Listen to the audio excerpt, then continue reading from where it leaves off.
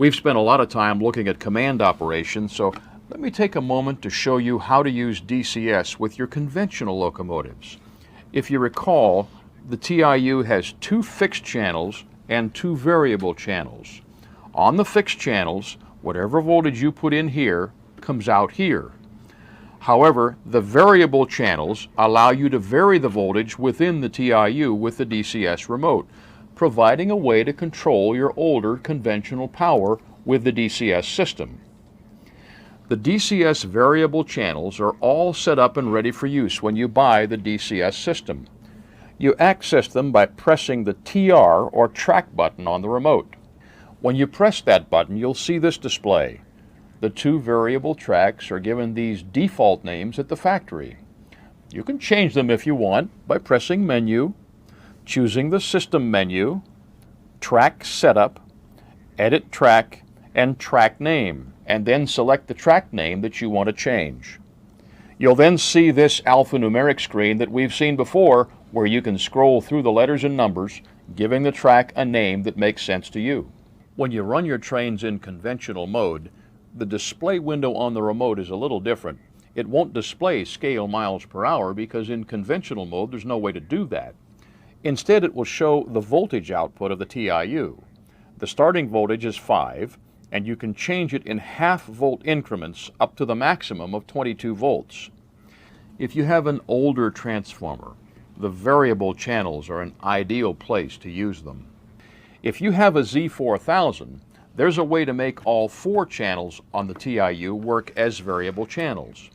You'll also need the Z4000 remote receiver, which is MTH part number 40-4002 to do this.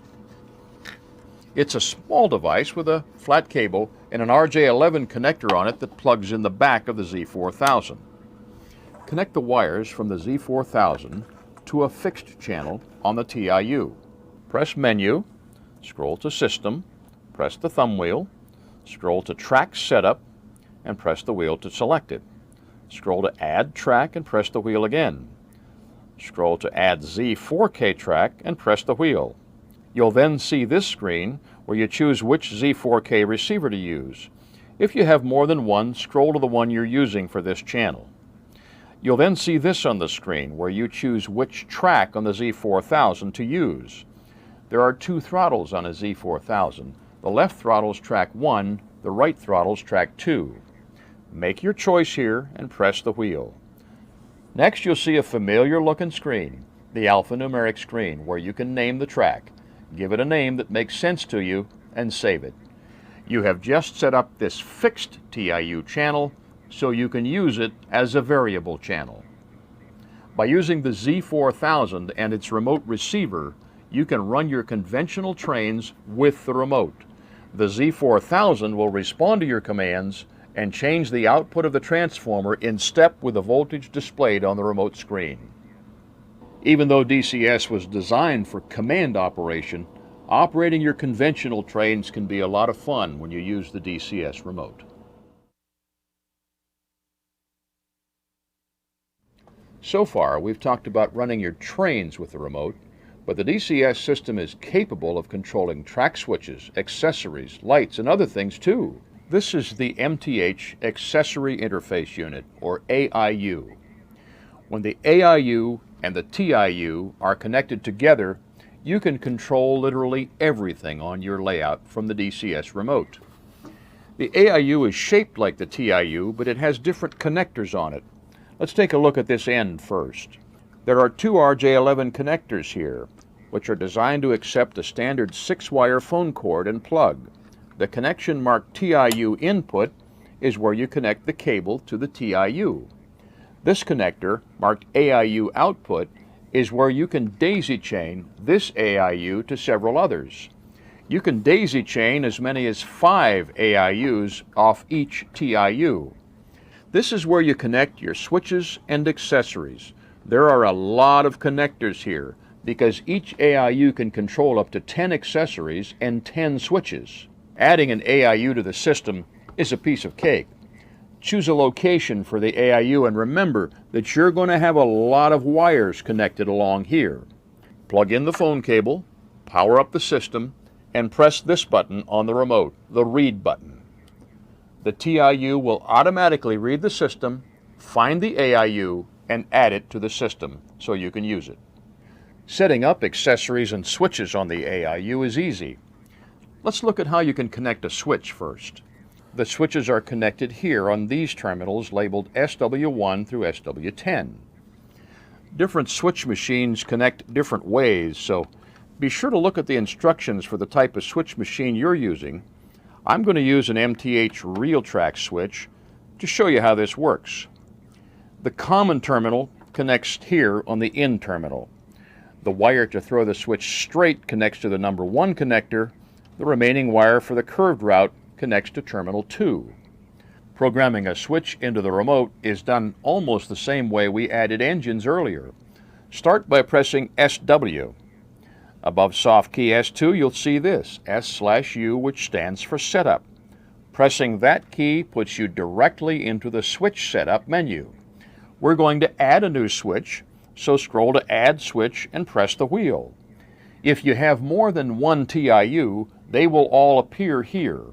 Scroll to the TIU that is controlling the AIU that the switch is connected to and press the wheel again. If you have more than one AIU, you select it here. Now you decide what switch number you're going to use on the AIU. Just scroll through the list and choose the switch number where the switch you are programming is connected. I've connected this switch to SW1, so I'll choose SW1 on the remote and press the button. How about that? Here's a screen you've seen before. Here's where you can assign a name to the switch, so you know what it is. Scroll through the letters and numbers, give the switch a name that makes sense to you, and when you're done, press the D at the end of the list to tell the system you're done. The name will be saved, and you're done too. To operate switches, you press the SW button. Here you'll see a list of the switches that have been programmed into this remote. Over here on the S4 and S5 keys, you'll see these little arrows. As you might guess, the straight arrow sets the switch straight, and the curved arrow sets the switch to the diverging route. If the switch throws backwards from what you want, just swap wires 1 and 2 for that switch on the AIU. If you have a crossover, you can wire both switches to throw as one. Simply double up on the wires on the AIU so both switches are connected to the same switch output on the AIU. If you do that, you can throw both switches in the crossover with a single keystroke. You connect and add accessories exactly the same way, only you connect your wires to the ACC terminals and you use the ACC button on the remote to add and program them into the remote. Some accessories have separate circuits for the lights and the accessory itself. If you want separate control of the lights and the accessory, wire them to separate connections on the AIU.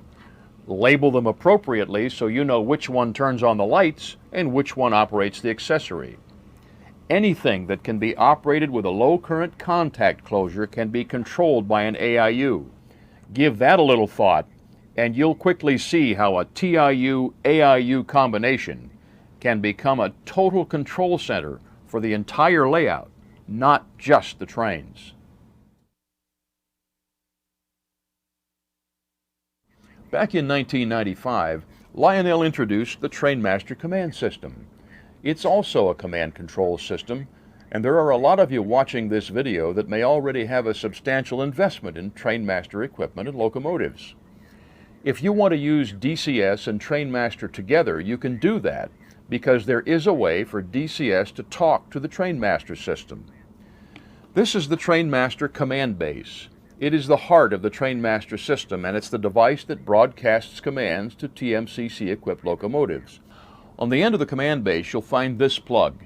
It's marked computer, but this is also where you connect the Trainmaster and DCS systems together using this special cable. Those of you who are familiar with computer cables might look at this and think that it's just a standard 9-pin serial cable, but it's not. It is because of a design incompatibility between Trainmaster and DCS that this is a different cable. I'm going to get a little technical here for a moment, so if technical talk isn't your thing, you have my permission to tune out for a moment. Under normal circumstances, Our track common, the outside rails, are not connected to your home's power ground, or earth ground as it sometimes is called. In designing the Trainmaster system, Lionel engineers realized they could take advantage of that design and use the outside rails to broadcast the Trainmaster signal to their locomotives. When the MTH engineers designed the TIU, they tied track common and earth ground together inside the TIU, not realizing the implications this had for the Trainmaster signal. As a result, if you use a standard computer cable here, it will not work. In fact, even the earliest MTH cables won't work here either, because this design fault was not discovered until after DCS had been on the market for a while. This special cable from MTH transmits the signal between the TIU and the command base, but it isolates the grounds so that track common and earth ground are not connected together. This cable is MTH part number 50-1007 and is available from your MTH dealer. Once you have the right cable, connecting the two systems together is a piece of cake. However, the cables are marked as to which end connects where, so be sure to get it right. If you accidentally connect it backwards, you won't damage anything, but it won't work either. Once you have the right ends in the right places, just plug them in like this. Follow the Trainmaster instructions for connecting power to the command base and connecting it to the track. Once everything is connected, here's how you make it work. Power up everything, TIU, transformer, and the TMCC command base. You don't have to go through any special installation for the command base. As soon as you turn it on, it will be ready to accept commands from either a Cab 1 or a DCS remote via the TIU hookup cable. Now, I said that pretty fast, so let me repeat that. You can use both a Trainmaster Cab 1 remote and the DCS remote to run your trains at the same time when you're connected this way. Just remember that the Cab 1 will only operate Trainmaster engines, while the DCS remote can run all the trains. Adding a Trainmaster equipped locomotive to the DCS remote is easy. However, one thing you need to know before you start is the engine's TMCC address number. If it's a new TMCC engine and you've never run it before, that number will be a 1. But if you have reset it to something else, you need to know what that number is before you begin this procedure. Press the ENG button and then the S/U soft key. This puts you into the engine setup menu. We're going to add an engine, so press Add Engine. Here's where the process is a little different from adding a Protosound 2 engine. Scroll to TMCC engine and then press the thumb wheel and you'll see the naming screen. Enter whatever name you want to give to this TMCC engine and save the name. Now here's where the system needs to know the engine's Trainmaster number. Scroll to the number you have assigned to this Trainmaster engine and press the wheel. Next, you select the TIU that the command base is connected to. If you only have a single TIU, just press the button to select it. But if you have more than one, be sure to select the TIU that is connected to the TMCC command base.